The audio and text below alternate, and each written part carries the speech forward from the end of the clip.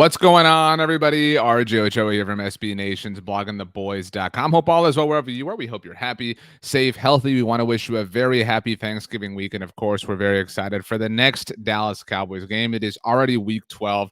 I don't know how the time always flies. You know, you blink and all of a sudden you're at double-digit weeks. You're at the holiday time, and that's where we are now. You know, this week has gone really fast. That's what happens on these short weeks. The Dallas Cowboys, as you know, play on Thanksgiving every single year. It's a lot of fun. We all kind of have our family traditions that are tied to this game. We're looking for the Cowboys to get a win, get back to their winning ways. And of course, the Las Vegas Raiders are the team that stands in their way. This is our preview show for Thanksgiving Day's showdown between the Dallas Cowboys and the Las Vegas Raiders. We will speak with Bill Williamson, who covers the Raiders for SB Nation's Silver and Black Pride. We'll, of course, also dive into the film room with Matt Minnick and show you some Raiders that we think we need to pay a little bit more attention to come Thursday afternoon. I almost said Sunday afternoon. In fact, it's going to be a little bit of time before the Cowboys play again on a Sunday. They play, obviously, this week on Thanksgiving Day, and then again next week on Thursday Night Football when they visit the New Orleans Saints. But that's a whole different conversation. We'll have time to get there once we hopefully can take a deep breath from this game after the Cowboys, again, hopefully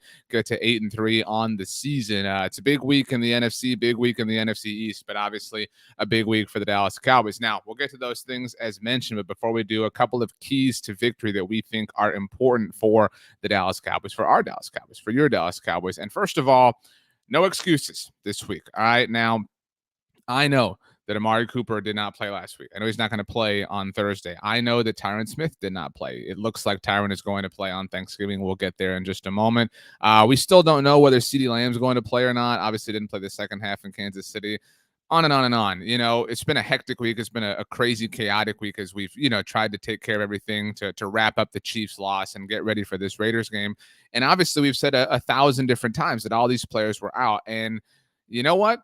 I don't care. I really don't care. And I know that you don't care. I mean, Dak Prescott was there, and we all believe in Dak Prescott. We all believe in QB1 right here. We all know that he can find a way to win regardless of who's out there, regardless of who's not out there. And so Dak Prescott is going to play on Thursday for the Dallas Cowboys. So the excuses can't be there this week. I mean, fine. 1 week, we're not still upset about it, but we're willing to entertain that thought, entertain that idea as it relates to the Chiefs loss, a team that I still don't think is very good, but they've been to, back-to-back Super Bowls, been to 3 AFC championship games in a row. Obviously, there's a lot to that stadium and that crowd. So this is your home crowd. This is Thanksgiving. You are the team that is used to this. You play on this Thursday or the third Thursday of the month every single year. You are comfortable in this environment. It's not a comfortable environment playing on a short week, but you know this better than the Raiders do. So no more excuses. You have to come out. You don't have to go out and beat this team 43-3 like they did the Atlanta Falcons. We don't need that. We don't need the monkey butt. We don't need these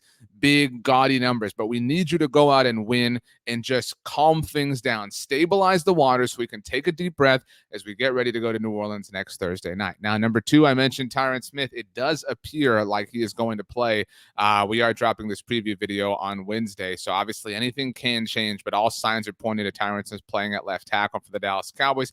This will be the first time that the Dallas Cowboys have their top 2 intended starting tackles playing for them. Keep in mind that this game is taking place on Thanksgiving Day. First time since week 1 when the Dallas Cowboys visited the Tampa Bay Buccaneers in the season opener. Obviously, Lyle Collins was suspended after that. Didn't start in Minnesota. Played a little bit, but didn't start. And then Tyron Smith has been out the last 3 games when Lyle has been playing right tackle. So this is the most stable that the offensive line is going to have been for the Cowboys this season. That's obviously going to make a difference. Tyron Smith, his absence is obviously something that has plagued the Cowboys for the better part of 5 years now whenever he's not out there for this team.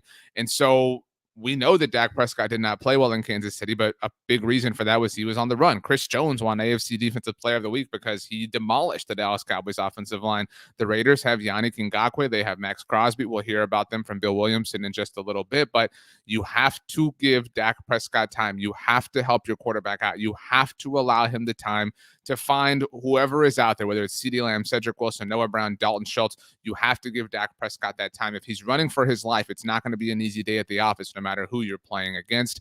Our final key to victory, speaking of, Dalton Schultz, I mentioned we do not know. There is, again, it looks like Tyron's going to play. There's less clarity when it comes to CeeDee Lamb, at least at the time that we're putting this show together. But whether CeeDee does or does not play, you have to find somebody to lean on offensively. And I think that guy is going to be Dalton Schultz. We know for sure that Amari Cooper's not going to play in this game. And it's been a little bit since Dalton kind of had what we had kind of grown accustomed to him sort of doing on a weekly basis. Dalton is he doesn't have the same sort of flash that Amari Cooper and CeeDee Lamb do, or even Michael Gallup to a certain degree, but he has been a really elite weapon for this offense and this quarterback specifically. And so he is somebody who I think Dak Prescott will be targeting throughout this game, again, depending on CeeDee Lamb and whatnot. But, Michael Gallup's going to be taken away. The Raiders aren't going to allow Dak Prescott to just find him deep down the field over and over and over again. This could be Dalton Schultz's hour, and it could be a fun one to watch unfold. But what do the Raiders think? What's the Raiders side of things? How are the Raiders feeling when it comes to their Thanksgiving Day game on the road against the Dallas Cowboys? It's obviously been a challenging year for the Raiders for a number of reasons. This is something that we got into with our conversation with Bill Williamson. Again, Bill covers the Las Vegas Raiders for SB Nation Silver and Black Pride. He was kind enough to take some time to join us on our preview show. Here is our conversation. Joined now by the one, the only, legendary, internationally famous, incomparable, supremely handsome, debonair, dashing, some would say. On Dasher is a thing that people say this time of year as we get ready for the Christmas season. From SB Nation Silver and Black Pride, covering the Las Vegas Raiders, the best person to ever do it is Bill Williamson. Bill, thank you so much for taking the time to join us on our Blogging the Boys preview show. I was going to wake up early anyway, so you didn't have to do all that. I was looking around the room to see if anybody else was in here. So. Bill got up early to do the preview show for us here. It's a short week. How much have you slept, Bill, relative to a normal week? Doing okay. Hey, you do this every year, so I'm not going to sit here and complain. Well, the last time the Raiders visited the Cowboys at AT&T Stadium was on Thanksgiving as well. So, it's kind of a tradition for them. I was at the last Cowboys-Raiders game, which was not on Thanksgiving. It was a memorable affair, to say the least. Shout out to Gene Steratore, who made that a memory that Dallas Cowboys fans hold near and dear to their hearts. You were out there in Oakland, huh? Yeah, I was. Of all the Cowboys games I've been to, that is the only one that I have not worn any paraphernalia for. Just went stupid. Yeah, just went in kind of a sweater and jacket. You know what I mean? I played it safe. But I wanted to see the Coliseum, or whatever you want to call it, before the team moved to Vegas. But obviously this game's taking place at AT&T Stadium. And Bill, everybody knows what's happened to the Raiders this year. Bill has done such an incredible job covering things for us at SB Nation over at Silver and Black Pride. What is the vibe, especially, couple of wins, obviously, after the most recent tragedy that happened with this team, and felt like, there was this us against the world mentality, the loss to Kansas City, the loss to Cincinnati. As an outsider's perspective, I think, is that the team is now starting to mail it in. Is that fair? Is that an overreaction? Give us the 101 on where things stand entering this week. I don't think mail it in is the right characterization. And Rich Bisaccia, the interim coach, who Dallas fans are very, well versed. He was asked about that, and he goes, I don't see a lack of fight on tape, and I think that's true. I think it's I think staggered right now is the best. They may be the undermanned boxer who gave it his best, and it's just getting it taken to him right now. But you know what? I mean, this is a team it's been a weird year. Even before the Gruden deal, started 3-0, then looked bad at lost 2 in a row, and then the Gruden thing pops. And the Gruden thing started to happen Friday afternoon before the Bears game. They were flat in that game. Who knows? But then that was an incredible situation that we've never seen before, that a coach basically is forced out in disgrace on a Monday after a game. And the Raiders had to play a game in 6 days. And I think they did that. The us against the world mentality worked for 2 games. Went on their bye feeling good about themselves, at 5-2, and really kind of trying to put the Gruden thing behind them because it worked for 2 games. And then Monday, bye's over, and then the Ruggs things happened.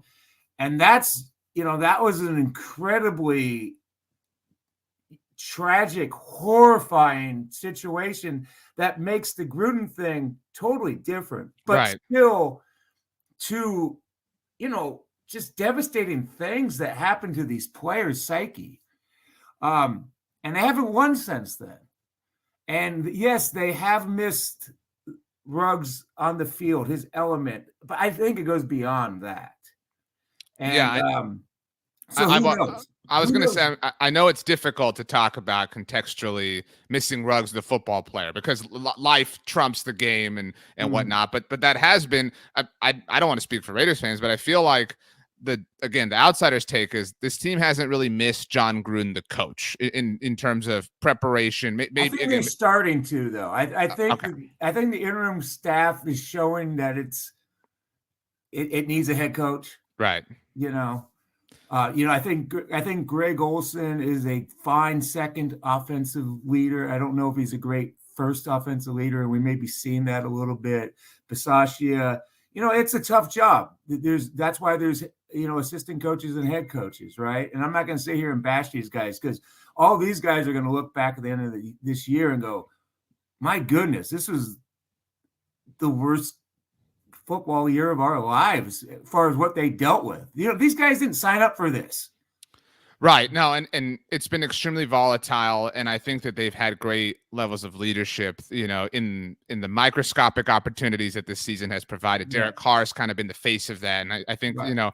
People are well acknowledging that Derek Carr, the human, is a great person to have within this culture right now, that is trying to kind of, again, just kind of stabilize. And I think we're now, again, I know it's so difficult, and you've done such a great job, discussing it throughout this season, but we're now far enough removed that, I think the initial shock has started to wear off, and now you're on this quick week. The Cowboys are in this unique spot. You mentioned we do this every year, and generally speaking, the Cowboys also play on the Thursday night after Thanksgiving. So this begins a weird run for them. Is there this sense of, because it is this short week, do you think like we just got to get through this, and then we can take a breath after, because this is a big game, obviously, in terms of a national stage, a lot of people are going to watch. Is there that, or has it felt like a normal week as far as preparation is concerned? No, certainly not normal. I think the message inside the building to the players is this is probably a good thing that it's a short week. It's just go get on a plane and circle the wagons.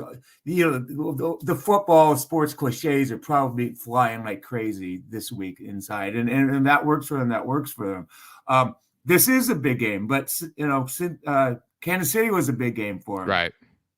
Didn't show up. Cincinnati was a big game for him. Didn't show up. I mean, RJ, this is a stunning, and it's a very simple stat. I'm not going to throw any analytics here. This is a simple stat. In the last two games, home games, the Raiders have been outbeaten 73-27.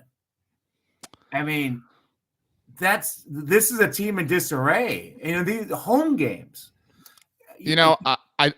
I'm not telling you anything you don't know. And again, you really have done such a remarkable job, because this is an everyday thing, right? Like, and any conversation you have is about what the impact of this season has had on them, the impact of the off the field things. I thought Chris Collinsworth said it poignantly on Sunday Night Football during the Chiefs loss, when he said, maybe this year is just too much. And I think, kind of to what we've already said, the Gruden thing, I think, maybe that wasn't enough to just ruin the season. There was this like us against the world thing, like we talked about. But the Ruggs thing, it hits a little bit different. It's somebody in the locker room, somebody in the huddle, somebody on the field.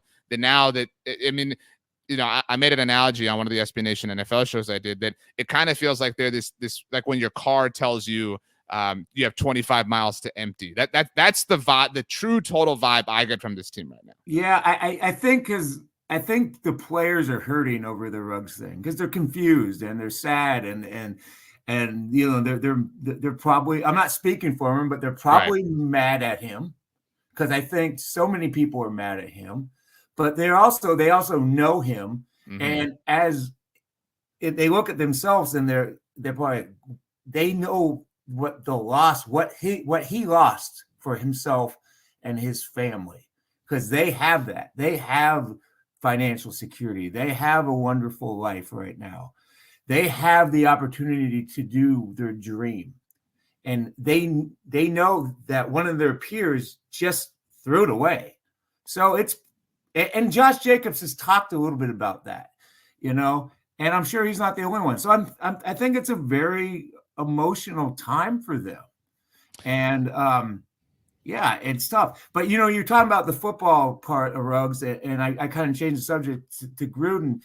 Obviously, because when they lost the Giants in the very first game, and they got very little production out of their starting receivers, they agreed to terms with Deshaun Jackson like an hour later. Right. The buses aren't out of MetLife Stadium, and they're agreeing. You don't see that, And so they acknowledged very quickly that they needed a speed receiver. Now, Deshaun Jackson in 2 games has touched the ball twice, and one was a 38-yard catch, which he fumbled and really sealed the game against the Chiefs. And then last week they just gave him the ball on a run, and he got 4 yards. So we'll see if they can get him up to speed this week. Again, now you're in the elements of only a short week, so I don't know if they can do that. So yeah, we'll see. I mean, Brian Edwards has 3 catches. He's a starter. He has 3 catches in 3 games, all in 1 game. Zay Jones, the other starter, has 3 catches in 3 games, 1 catch each. Carr completed 5 passes to receivers against the Bengals, and 4 of them was the slot guy, Renfro. So yeah, the offense is a real. It's just it has no identity right now. Well, it feels like the identity is if there is one, is Darren Waller, and is that if you're a Cowboys fan, is that what you should be most concerned about? I mean, I feel like that's stating the obvious, but is that it? I mean, I guess to be blunt, I think Cowboy fans are going to say, God, that Renfro is a pain in the butt a few times too. He's a nice player, but yeah, it starts with Waller, and there's been a kind of a narrative about targets for him, and he had a nice game against Cincinnati. But it's his targets are there. It's just the overall production hasn't been as high. But he is somebody that the Cowboys are going to have to worry about for sure, and that's where it starts. Derek Carr, this guy, he's had 5 turnovers in the last 3 games. He didn't have many turnovers. The Raiders didn't have a lost fumble in the first 7 games. Now it's all coming to them. So I think that's a key for both teams tomorrow is, can the Cowboys continue this Raiders slop fest on offense as far as turnovers, and can the Raiders stop it? And the Raiders have had a lot of bad penalties all season long. Last week against the Bengals, it was the defense making key penalties. So, the Raiders are just going to have to clean things up and hope that the offense comes together and hopes the ball bounces their way like it did early in the year. Yeah, I mean, Cowboys have been fortunate that more often than not they've been able to force a couple of turnovers. That's what's really swung their game. There's no more emblematic idea of that than Trayvon Diggs, and that's something I think a lot of people are a little bit more hip to now. He isn't quite this boom or bust guy, but he is either going to have this magnificent turnover that he generates or just kind of a ho-hum play. Defensively for the Raiders, is it Max Crosby? And then you really don't, you can't, Max Crosby is going to take up enough time and energy that you don't really have much time to worry about anybody else. Yeah, well, Yannick Ngakoue is having he's on a torrid streak since week 5. He has 7 sacks this year, and they're all coming since then. He's been really good. This is a really dynamic combo. And you're going to see tomorrow probably that number 98, 91 are right in Dak's face a lot and together. They've been good. The Raiders defense, it fights. But it has given up 73 points in 2 games. Against they were really awful. It was the worst game against the Chiefs. The tackling was bad. They cleaned that up. They gave up 32 against the Bengals, but a lot of that was because the offense was so bad. The Raiders' longest drive was 3 minutes, 44 seconds. So they really tired down. They really got worn down. So, but Trayvon Moehrig, I think he's a Dallas guy. He's from TCU. Yeah, a lot of Cowboys wanted him in the second round this past year. And I thought they were going to – I think the Raiders really saved their draft because the Raiders are waiting on a safety at 48. And, Holland goes at 36 to Miami. Richie Grant, who I think they thought they were going to have in their back pocket at 48, goes to the Falcons at 40, and now they're freaking out, and Gruden calls his old player John Lynch at 43. What were the Cowboys at 44 or 45, right? Yeah. And they jumped because they didn't really give the 49ers a huge package to get there. So they stepped in front of him, and he's been really good. His coverage numbers are pretty outstanding.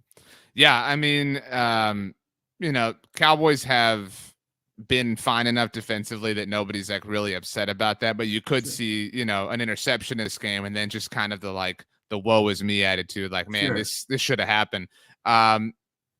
In your opinion, if the Raiders could be guaranteed one thing, if they could shut down one Cowboy, with the exception of Dak Prescott, in a more, again, non-quarterback related idea here, who do you think that they would want that to be? I think it's Micah Parsons probably, because I think this game is really on the Raiders offense because it's been so bad in the last 3 games. So I think you have to pick a defensive player to try to shut down. Offensively, I mean, I for a little later today, I have 5 keys, and I have Dalton Schultz as a guy that they need to contain, because if the receivers, the Raiders have had trouble with tight ends this year, really for like ever. But if Lamb and Cooper are out, they got to stop this guy, So I think he's kind of a underrated key to the game too. Just for everybody's context, because a lot of people will watch this, later, who knows what time. At the time of our recording here, it's still unknown whether or not CeeDee Lamb will play. We'll see what happens on Wednesday's injury report, obviously. But Amari Cooper definitely not playing. Yeah. I agree with you. We actually, I don't think you knew this, Bill. We put Dalton Schultz and Darren Waller on the cover of this video. So look at you. Wow. Just kind of meta thoughts out here. I agree. Dalton, has had a really great, strong start to the season. In fact, Cowboys drafted Dalton Schultz after Jason Witten retired the first time. And then he really got his opportunity after he left to join the Raiders last year when Blake Jarwin got hurt in week 1 against the Rams. So some nice full circle points there. It should be fun. You've been working your tail off, obviously, all season, Bill, and this week, with it being a short week. Since it is Thanksgiving, I'm obligated to ask what your favorite Thanksgiving food is. It's just, you can't do the Thanksgiving conversation without asking it. So your favorite, maybe not even one food, but what's your favorite meal or aura, smell, just kind of general vibe of the holiday? Well, this year is a little different for me because I'm in the middle of a pretty serious weight loss deal, and I'm down about 110. But my favorite food that my mom made was her Thanksgiving stuffing. So yeah, I'm big on stuffing. Well done. That's a good answer. I'd call it dressing, but it's a different thing. You know what I mean? That's fine. Hey, I'll still have 2 plates of dressing. That's not a big deal. I can live with that. Respect. Bill Williamson from SB Nation Silver and Black Pride. Thanks so much for taking the time to join us. Happy Thanksgiving to you, Bill, your staff, your family, and hopefully we see a good game on Thursday afternoon. Yeah. Thanks, RJ. Thank you, everybody. Want to give a big time shout out, big time thank you to Bill Williamson for taking the time to join us today on the preview show. Obviously, as mentioned, been a challenging season for the Las Vegas Raiders. Going to be very interesting to see how they play on Thursday following 2 tough losses to the Kansas City Chiefs and the Cincinnati Bengals. As mentioned, I think their strength is defensively. Max Crosby, Yannick Ngakoue. I don't know that anybody's really scared of Derek Carr, although he certainly had some moments throughout his career. So we'll see how he plays on Thursday afternoon. What Raiders specifically should we be paying attention to? Are they these 3? Are they some other 3? Are they one of these 3? Who knows? You never know what you're going to get until you dive into the film room with Matt Minnick. It is now time for us to do that. The Cowboys won't have long to recover from last week's loss as they prepare to take on the Las Vegas Raiders on Thanksgiving Day. After a promising start to the season, a 1-3 November would be hard for Cowboys fans to swallow. Here are the top players that they will need to stop to prevent that from happening. Opinions on Derek Carr vary greatly, but the Raiders have confidence in their signal caller. Recognizing that there was a linebacker in man coverage on the outside, Carr knew exactly where he wanted to go with the ball before it was even snapped. Carr throws a nice ball, and the result is a 19-yard touchdown reception. He has the ability to spot weaknesses in the defense and the arm strength to take advantage. If the Cowboys defense gives Carr the opportunity, he will feast. After struggling to contain a Pro Bowl tight end a week ago, the Cowboys defense has been served a second helping in the form of Darren Waller. Waller has great speed and ball skills, which he shows off here. Carr shows great touch, putting the ball in the soft spot between zone defenders, and Waller adjusts to make the catch. If the Cowboys can contain Waller, it will severely limit the Raiders' offense. Max Crosby has an excellent array of pass rush moves, which he uses to gobble up opposing quarterbacks. Here, he starts to the inside before spinning outside and hitting the quarterback. The Cowboys' pass protection will need to be on point to keep Dak Prescott from taking hits. The Raiders have a cornucopia of talent, but if the Cowboys can contain these three players, every Cowboys fan will have something to be thankful for. Huge thank you to Matt Minnick for walking us through 3 Raiders to know. We're all nervous. We're all anticipating an interesting game. I think we're all anxious. We all want to see the Cowboys get a win, get back to their winning ways as it goes without saying. So yeah, Thursday is going to be fun. Like I said, it's been a quick week. It's been the case for everybody because that's how time works. It's the same for everybody. So I don't know if you've been traveling or what the case may be. I don't know who you're going to be around when you watch this game. Maybe you're going to be at AT&T Stadium. Who knows? But if you're going to watch this game, Thanksgiving Day's contest between the Dallas Cowboys and Las Vegas Raiders will be on CBS. It is the 7-3 Cowboys hosting the 5-5 Raiders. In case you didn't know, the Cowboys-Lions game every year, they alternate. This year, Fox has the Detroit game. Obviously, they host the Chicago Bears. CBS has the Dallas-Las Vegas game. Next year, CBS will be in Detroit. Fox will be in Dallas. It swaps back and forth, back and forth. That means the call will be Jim Nantz, Tony Romo, and Tracy Wolfson. This is already Tony Romo's 3rd Thanksgiving Day game calling the Dallas Cowboys. The Cowboys are 0-2 in Thanksgiving Day games that Tony Romo calls. The first one was in 2017 when the Cowboys were embarrassed by the Los Angeles Chargers, and the second one was in 2019 when the Dallas Cowboys were embarrassed by the Buffalo Bills. So hopefully they get their first one on Thanksgiving Day with Tony Romo on the call. You can always listen to the game if you prefer on the home of the Dallas Cowboys, 105.3 The Fan. Brad Sham, Babe Loffenberg, Christy Scales will be on the call there. Speaking of calls, it's now time to make a prediction.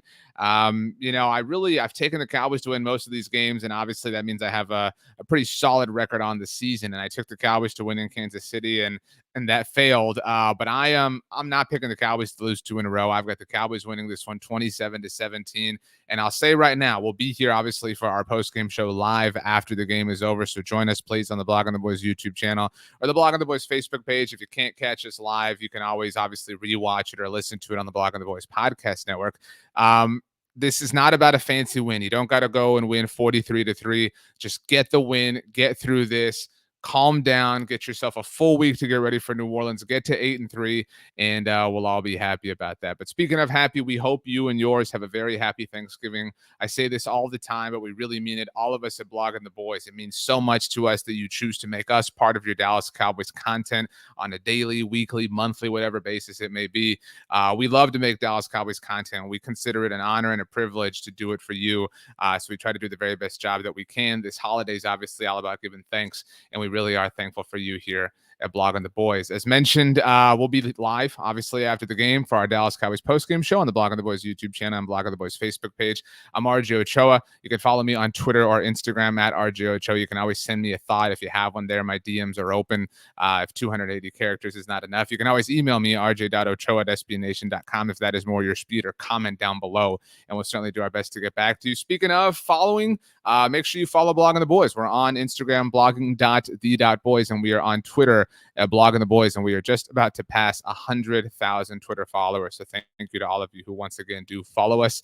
But yeah, that about does it. So have a happy Thanksgiving, everybody, and we'll see you after the game. Thanks for joining us.